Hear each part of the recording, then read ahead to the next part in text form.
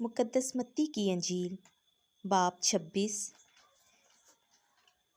17ویں آیت سے لے کر 29ویں آیت تک۔ آخری کھانا۔ اور عید فطیر کے پہلے دن شاگردوں نے یسوع کے پاس آ کر کہا کہ تو کہاں چاہتا ہے کہ ہم تیرے لیے فسح کھانے کی تیاری کریں؟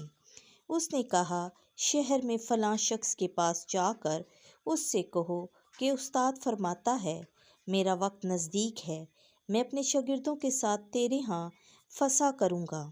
اور جیسا یسوع نے شاگردوں کو حکم دیا تھا، انہوں نے ویسا ہی کیا اور فسح تیار کیا۔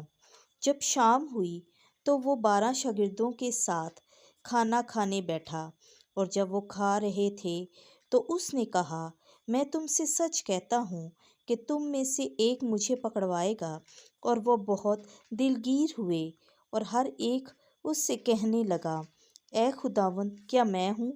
اس نے جواب میں کہا، جو میرے ساتھ طباخ میں ہاتھ ڈالتا ہے وہی مجھے پکڑوائے گا۔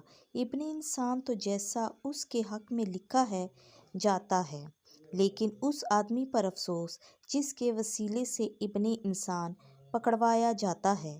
اگر وہ آدمی پیدا نہ ہوتا تو اس کے لیے اچھا ہوتا۔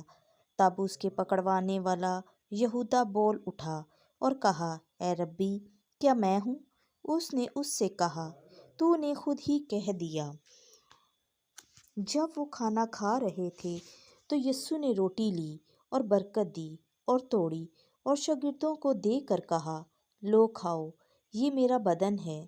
پھر پیالہ لے کر شکر کیا اور انہیں دے کر کہا، تم سب اس میں سے پیو، کیونکہ نئے عہد کا یہ میرا خون ہے، جو بتھیروں کی خاطر گناہوں کی معافی کے لیے بہایا جاتا ہے۔